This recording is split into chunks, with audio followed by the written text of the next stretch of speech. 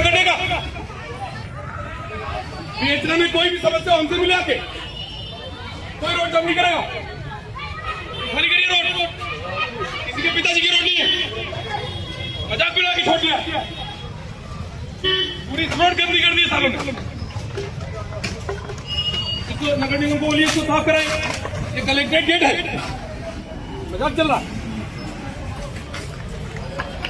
इसको सारे ठीक है, बिल्कुल नेतागिरी करता बहुत।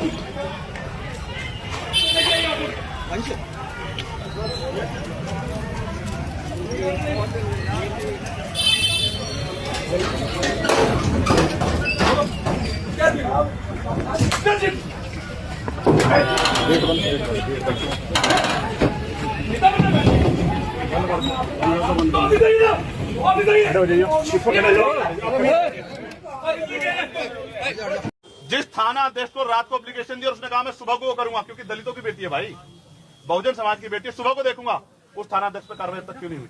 बाढ़ आ गई है दलितों पे सरकार में, बाढ़ आ गई दलितों पे, पिछड़ों पे, आदिवासियों, मुसलमानों, बाढ़ आ गई सरकार में।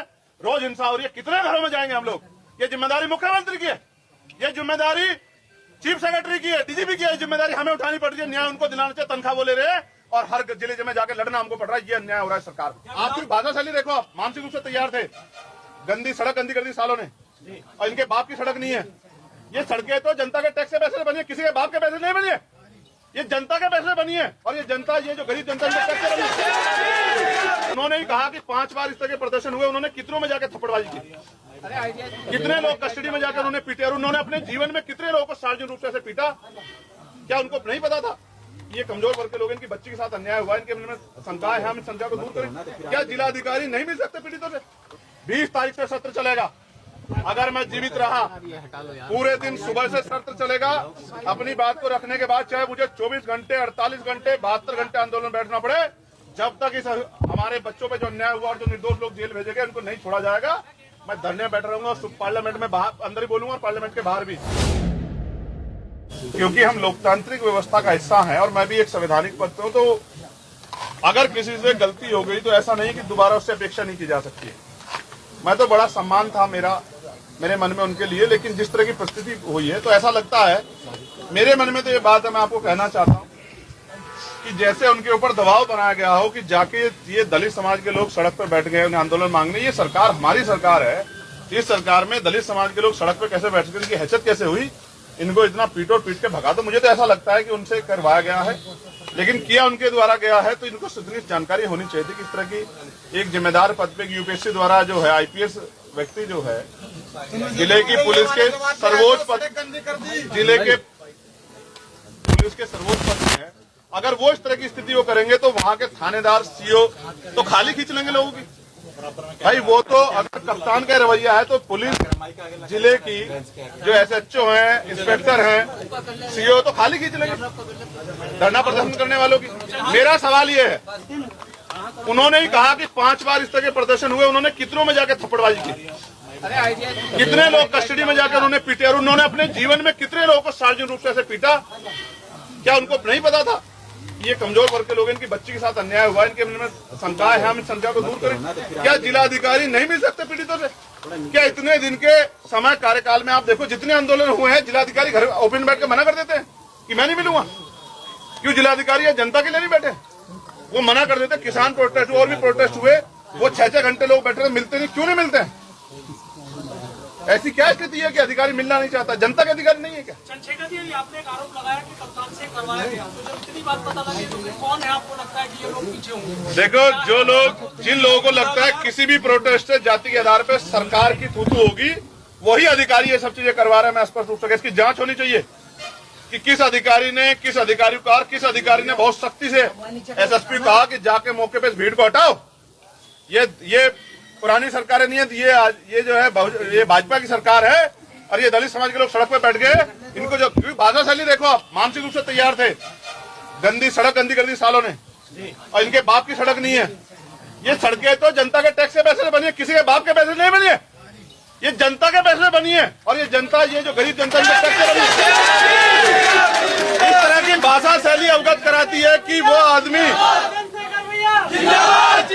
वो आदमी दबाव में था, उनको इससे करवाया गया, करा उन्होंने भी, वो भी बराबर के दोषी, उनको खेद प्रकट करना चाहिए। और मैं आपको बहुत जिम्मेदार से कह रहा हूं, पत्रकार साथियों, 20 तारीख से सत्र चलेगा। अगर मैं जीवित रहा पूरे दिन सुबह से सत्र चलेगा। अपनी बात को रखने के बाद चाहे मुझे 24 घंटे, 48 घंटे, 72 घंटे आंदोलन बैठना पड़े, जब तक इस हमारे बच्चों पे जो अन्याय हुआ और जो निर्दोष लोग जेल भेजे गए उनको नहीं छोड़ा जाएगा, मैं धरने में बैठा रहूंगा। पार्लियामेंट में बाहर अंदर ही बोलूंगा और पार्लियामेंट के बाहर भी। जिस तरह के जब सांसद के कपड़े फट सकते हैं हरिद्वार में, यहाँ प्रोटेस्टर को पीट पीट के डाला जाता। कौन सी धारा में लिखा है पीट दोगे? कौन सी पुलिस एक्ट में लिखा है? सब जो है जाति के आधार पर हो रहा है। ये जातीय व्यवस्था है, ये इसका जवाब देना पड़ेगा। मेरी बात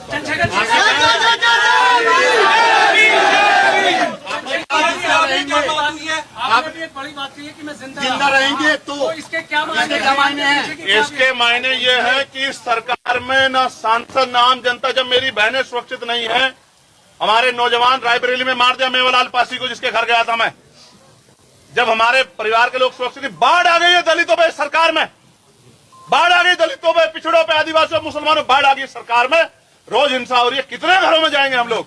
ये जिम्मेदारी मुख्यमंत्री की है, ये जिम्मेदारी चीफ सेक्रेटरी की है, डीजीपी की है, जिम्मेदारी हमें उठानी पड़ रही है। न्याय उनको दिलाना चाहिए, तनख्वाह वो ले रहे हैं और हर जिले में जाकर लड़ना हमको पड़ रहा है। ये अन्याय हो रहा है सरकार में। आपको किससे जान का खतरा है? आपको किससे जान का खतरा है? देखो, मैं एक बार मरूंगा, जब भी आएगी तब मरूंगा मैं। मेरी स्थिति क्या है ये तो आप जानते हैं, मेरे पे सार्वजनिक रूप से गोलियां चली, लेकिन मैं फिर कह रहा हूं, मेरे लोगों का खतरा भी मेरा ही खतरा है। जब मेरे भाइयों बहनों को, मेरी माओ को, उनको मैंने देखी, उसकी माँ को, उस बच्चे की माँ को देखी, उसको ना यहाँ पट्टी बांधी हुई सूझ रही है, वो डंडे मारने हैं आपको, क्योंकि दलितों की बहनें बेटियां बैठी हैं। भैया मैं मान जाता, आप सारे पत्रकारों बताओ पिछले 1 साल में किसी पे लाठी पड़ी क्या प्रोटेस्टर पे? क्यों नहीं हुई? क्योंकि जाति बहुत बड़ा मसला रखती है भाई। इस जाति का जो भाव है ये बड़ा खतरनाक है। और मैं आपके सामने कह रहा हूं, निष्पक्ष भाव से निष्पक्ष जांच हो, एक भी निर्दोष जेल ना जाए और एक भी दोषी बचे ना, इसकी जिम्मेदारी पुलिस ले, संतुष्ट करे जनता को, परिवार को संतुष्ट करे कि हम आपके वो कर रहे हैं। जो डिमांड्स हैं हम डिमांड कर रहे हैं, परिवार नहीं कर रहा है। भाई पत्रकार साथियों सुन लेना, वो परिवार की बच्ची थी जो पढ़ा लिखा के तैयार करती थी, कमा के, आज हमारी बहन है यहाँ सीओ जो इस मामले की जांच कर रही है, सौम्या, हो सकता है वो IAS बनती, IPS बनती, डॉक्टर बनती, इंजीनियर बनती, अपने परिवार को पैरों पर खड़ा करती। उस परिवार को एक सरकारी नौकरी मिलनी चाहिए। इस मामले की CBI जांच हो, क्योंकि बहुत सारे ऐसे लोग हैं जो इसमें शामिल है जिनको 120 में इंक्लूड नहीं किया गया। तीसरा, अभी फॉरेंसिक रिपोर्ट नहीं है, FSL की रिपोर्ट नहीं है, बहुत कुछ क्लियर नहीं है। अभी सामूहिक दुष्कर्म है नहीं है, कुछ भी अभी क्लियर नहीं हुआ। आने दीजिए, कितने लोगों के फिंगरप्रिंट मिलते, क्या मिलता, निष्पक्ष होगा, पता लग जाएगा। जिस थाना अध्यक्ष को रात को एप्लीकेशन दी और उसने कहा मैं सुबह को वो करूंगा, क्योंकि दलितों की बेटी है भाई, बहुजन समाज की बेटी है, सुबह को देखूंगा, उस थाना अध्यक्ष पर कार्रवाई अब तक क्यों नहीं हुई? बहुत सारे सवाल हमारे मन में है। जब अधिकारी कह रहे इससे ज्यादा कुछ नहीं करेंगे तो ये पता लगता है कि कुछ करने की मंशा नहीं है। इसलिए उस परिवार को, परिवार वहां भय के साए में, क्योंकि 4 दिन पहले भी उस परिवार के पीछे 4 लोग लगे, तो उस परिवार को का पुनर्विस्थापन जो है वो जो है रिहेबिलिटेशन यहाँ होना चाहिए शहर में, जो वो सुरक्षित रह सके, ये एक्ट कहता है, ठीक है। और अभी तक कोई मुआवजा सरकार ने घोषित नहीं किया। क्यों नहीं किया? क्योंकि दलितों का दलित परिवार, इसलिए मुआवजा नहीं घोषित किया। मैं आपसे कह रहा हूं, आप पश्चिम उत्तर प्रदेश में रहते हैं, लेकिन मीडिया की गूंज पश्चिम उत्तर प्रदेश तक नहीं है। मैं भी लखनऊ गया तो रायबरेली जाना पड़ा, मैं सहारनपुर हरिद्वार गया तो मुझे टिहरी जाना पड़ा। ये भारतीय जनता पार्टी की सरकार में दमन हो रहा है, हमारे लोग इस दमन को भूलेंगे नहीं, आने वाले समय में सबक सिखाएंगे। मेरी बात सर, इसका विधानसभा चुनाव में भी देखने के लिए मिलेगा? मैं चंद्रशेखर आजाद आपको विश्वास दिलाता हूं कि मैं अपने एक एक आदमी को बताऊंगा कि किस तरह का न्याय लिस्ट बना के पिछले 5 सालों में सरकार में, और उससे पिछले 5 सालों में हाथरस से लेके कपसाड़ की बेटी तक। और मीडिया के बंधु, मैं आपका धन्यवाद देता हूं जिन्होंने हमारी बेटी का चरित्र हनन करके कपसाड़ में भी खबरें चलाई थी कि उसका प्रेम प्रसंग था। घटनाएं तो बहुत होती हैं, लेकिन प्रेम प्रसंग जब दलित की बेटी होती है या पिछड़े समाज की होती है तभी दिखता है। अनुष्का पाल 45 दिन तक पड़ी रही उसमें नाले में। यही न्याय है, ये हमारे हिस्से में आए देश में, ठीक है। हमारी बेटी गायब होती है, सुबह को ढूंढेंगे, पहले कुत्ता बिल्ली गायब हो जाता तो रात को मिल जाता था। हमें और ताकत बनानी पड़ेगी और हमें और लड़ाई लड़नी पड़ेगी। और सुरक्षित नहीं है सरकार में कोई नारे कुछ भी लगा लो चाहे।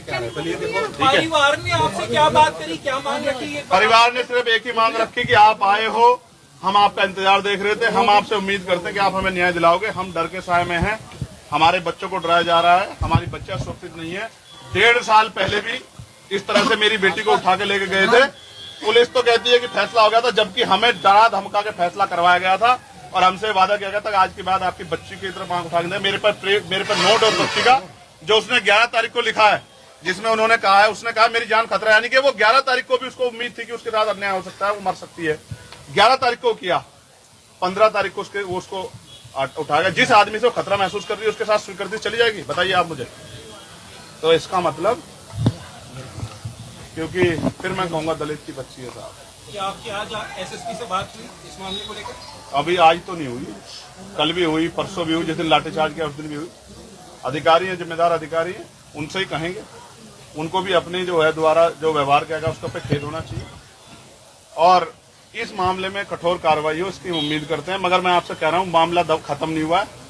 मामला लखनऊ भी जाएगा और दिल्ली भी जाएगा, जंतर मंतर पे जहां भी जा सकता हो जाएगा, लेकिन अन्याय नहीं सहेंगे। ये बात मैं आपको, जो लोग जेल भेजे गए हैं उनका क्या? जो लोग जेल भेजे गए हैं, मैंने अधिकारियों को कहा है कि बिना शर्त के उनको रिहा किया जाए, क्योंकि आपने जो 7 CL एक्ट सबको लगाया, किसी सरकारी संपत्ति का नुकसान नहीं हुआ। आपने सिर्फ अपने आप को बचाने के लिए उनको जेल भेज दिया। उन सारे बच्चों को, वो सारे बच्चे हमारे समाज के हैं, राजनीति भले अलग अलग पार्टी में करते हैं, उनको रिहा करना चाहिए बिना शर्त के। एसएसपी ने कहा है कि हमारा विरोध करने वाले को अपील है 2 पेड़ लगाए, और जो सपोर्ट करें वो 1 पेड़ लगाए, और हमसे कोई सवाल है तो हमारे पास आए, सारे साक्ष्य हैं।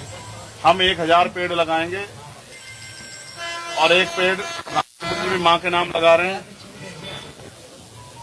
लेकिन इन पेड़ों की छांव में कौन बैठेगा ये जनता तय करेगी। मेरी बात देखिए, 15 मई को थाना टीपी नगर से एक महिला चली गई थी, जिनके बारे में उनके परिजनों द्वारा 16 मई को गुमशुदगी दर्ज कराई गई थी।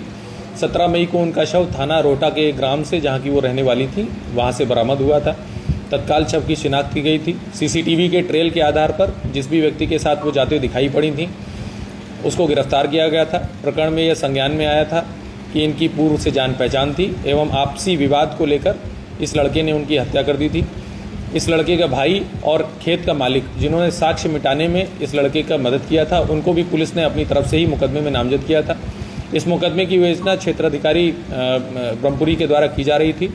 इनके द्वारा लगातार जो भी पीड़ित पक्ष है उनसे बात की जा रही थी। कल भी वो उनके घर गई थी और जितने परिजन हैं उनके द्वारा विवेचना पर संतुष्टि भी जताई गई थी, जिसके वीडियो साक्ष्य भी हम लोगों के पास मौजूद हैं। परंतु कुछ आपराधिक तत्वों के द्वारा, जिसमें कि एक व्यक्ति दिग्विजय सिंह भाटी, जो कि भारतीय किसान यूनियन BR अम्बेडकर गुट, कोई अपने आप को उसका राष्ट्रीय अध्यक्ष बताते हैं, जो कि अमरोहा से, जिन पर 9 मुकदमे हैं, जिसमें मैं आपको बताना चाहूँगा कि SC/ST एक्ट का केस भी उनके ऊपर लगा हुआ है और वो अमरोहा से जिला बदर हैं। उसके अलावा नोएडा के एक रवि गौतम, जिन पर 4 मुकदमों का आपराधिक इतिहास हमें मिल चुका है, अन्य की जानकारी की जा रही है। एक अन्य व्यक्ति जिस पर राष्ट्रीय सुरक्षा कानून के तहत भी कार्रवाई की जा चुकी है। ऐसे व्यक्तियों के द्वारा भोले भाले लड़कों को, जिसमें कई नाबालिग लड़के भी शामिल थे, जिनसे हमने जब बात की तो उन्हें प्रकरण का ABCD कुछ भी नहीं पता था कि क्यों हमें यहाँ पर बुलाया गया है। उनको भड़काकर पहले सभी लोग शांतिपूर्वक कमिश्नरी पार्क में बैठे हुए थे। सभी अधिकारियों द्वारा उनसे वार्ता की जा रही थी। उनसे ये भी कहा गया था कि जिसको भी ज्ञापन देना है या जो भी विवेचनात्मक बिंदु आप चाहते हैं वो हमें लिख के दे दीजिए। उस पर कुछ लोग राजी भी थे, लेकिन इन आपराधिक तत्वों के द्वारा उन्हें भड़काकर कलेक्ट्रेट के गेट के सामने रोड जाम की गई, जिससे आने जाने वाले लोगों का आवागमन बाधित हुआ। जितने अधिकारीगण हैं उनका आवागमन बाधित हुआ। इनसे लगातार वार्ता जारी रही, लेकिन बहुत लंबा समय निकल जाने के बाद में और सारी चेतावनी इन्हें दिए जाने के बाद में इनको आवश्यक न्यूनतम बल का प्रयोग कर वहाँ से हटाया गया है। इस प्रकरण में जिन लोगों के द्वारा ये अराजकता फैलाई गई है और जिनका जिस प्रकार का आपराधिक इतिहास है, उनके विरुद्ध सम्यक धाराओं में थाना सिविल लाइन पर मुकदमा पंजीकृत किया जा रहा है। इस प्रकरण में अभी तक 5 लोग हम लोग की हिरासत में आ गए हैं। अन्य लोगों के लिए हमने टीम लगा दी है और इस प्रकार की अराजकता बिल्कुल भी बर्दाश्त नहीं की जाएगी। सर, आए दिन यहाँ पर इस तरह के धरने प्रदर्शन और गेट रोकना होता है, तो क्या कोई मैसेज देना चाहेंगे कि बिना मतलब में लोगों को भड़काया ना जाए? देखिए, मेरा सिर्फ इतना कहना है कि यदि किसी को कोई समस्या है, हम लोग लगातार जन सुनवाई में बैठते हैं और सारे साक्ष्य जो भी चीज़ें हैं, यदि किसी सरकारी कार्मिक की गलती सामने आती है तो उस पर भी मुकदमे पंजीकृत किए जाते हैं। लेकिन ये बात आपकी सही है कि थोड़ा सा इधर बीच कई लोगों के द्वारा इस प्रकार के कुत्सित प्रयास किए गए हैं। रोड जाम करने के मामलों में